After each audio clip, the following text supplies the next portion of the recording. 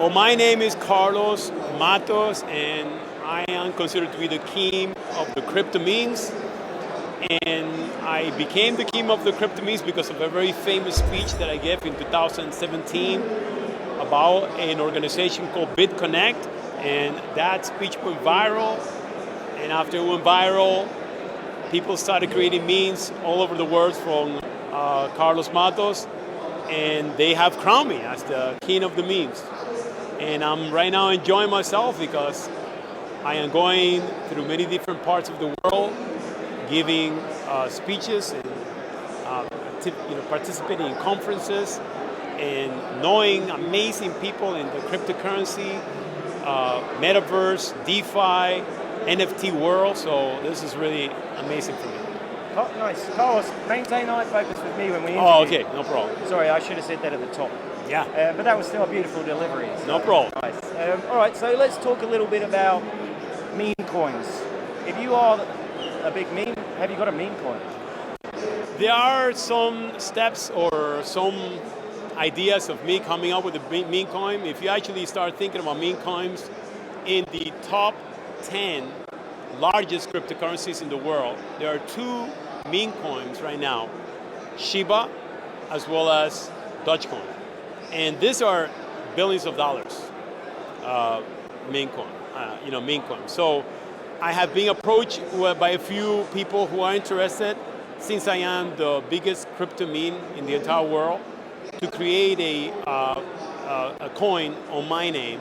And yes, I am looking at the possibility of doing that because I have an amazing philosophy which I have discovered in my own life, which is that I believe that we can live a very, very long life, healthy, strong, powerful, and people really don't need to age the way that they're aging. Like I take myself, for example, as an example, I am 58 years old, but I feel younger than when I was 15 and 21. And I have learned certain powerful things that I want to share with others. So I want to create this retreat in which I can invite people, especially the head of cryptocurrency companies throughout the world, because I believe that in them there is this amazing mission to help other people around the world to be able to come into this space and to share the wealth, because there is so much abundance and so much wealth in this space that we don't really need to be competing or fighting against each other. This is more about sharing. So if I do create, when I do create that retreat, I'm going to be inviting all these powerful leaders so that they can live a long life like I am living, and they can be able to bless other people with the amazing power of what cryptocurrency is doing throughout the world. How important is decentralization in this industry, in your opinion? Decentralization is the weight of the world. Decentralization is what the people want. And the reason why people want decentralization is because through decentralization, we actually have, for the first time, the power of property. Property before was written in the constitution of most countries around the world. But it was an elusive idea. It was really just a fantasy. Because if the government wanted to take away your property, which was supposed to be your property, just like at one point in time the United States, Theodore Roosevelt declared gold to be illegal and seized the gold from all of these different people from all over the world, from the United States, that were very hard working for that goal because they saw the gold as a way to hedge themselves, to protect their families against the devaluation of the United States currency at that point in time. They saw that. But what happened? The United States declared that, no, gold is going to be illegal and we're going to seize and take away your gold. Why? Because it was not decentralized.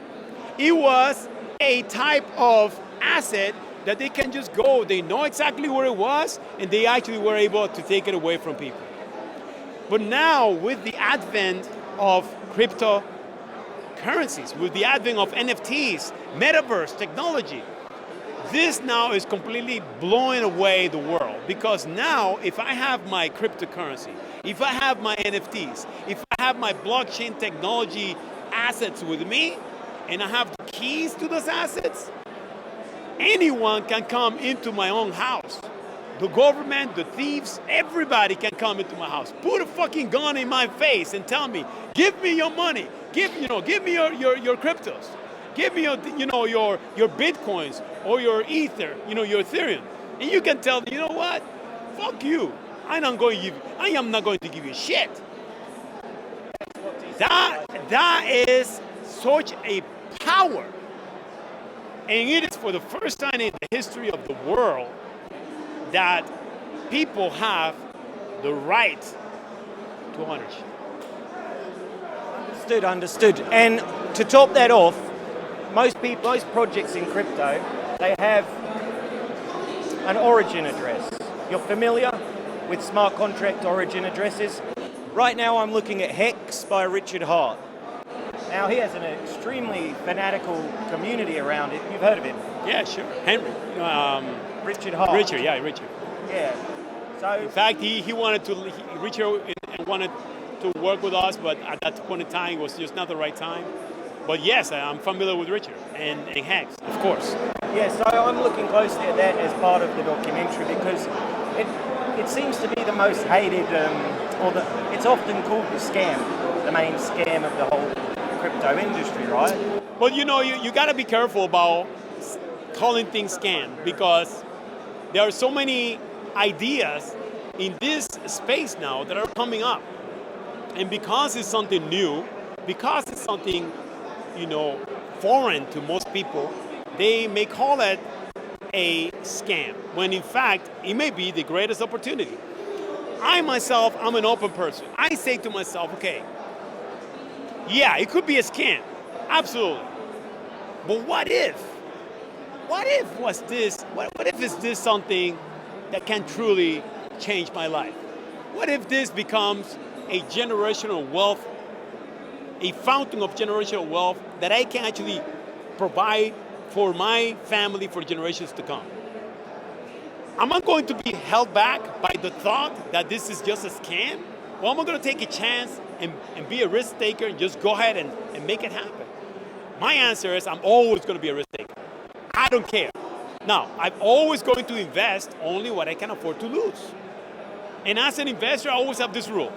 When I double my money, I take away the money that I actually invested. I let everybody else, all the money run. So if whoever is listening to this at this point in time has that in mind, I believe that they should understand that right now, we have one of the most incredible opportunities in the face of the earth through crypto technologies. Think about Shiba. Shiba was practically something that was unknown. All of a sudden it started originating, it started picking up space. Some people started investing a couple of $1,000s. In that, they became millionaires in a matter of a couple of months. Talk a little bit on your experiences since Bitconnect. It's history now. Tell us a little bit about it. What happened was that in around 2017, I got a friend of mine said, listen, you got to take a look at this idea. It's called Bitconnect. This is something crazy. You got to look at it. And I always had that same kind of mind. Just like I share with you, I'm a risk taker. So I look at Bitconnect. They said they were going to be giving 1% of the money that you put in on a daily basis.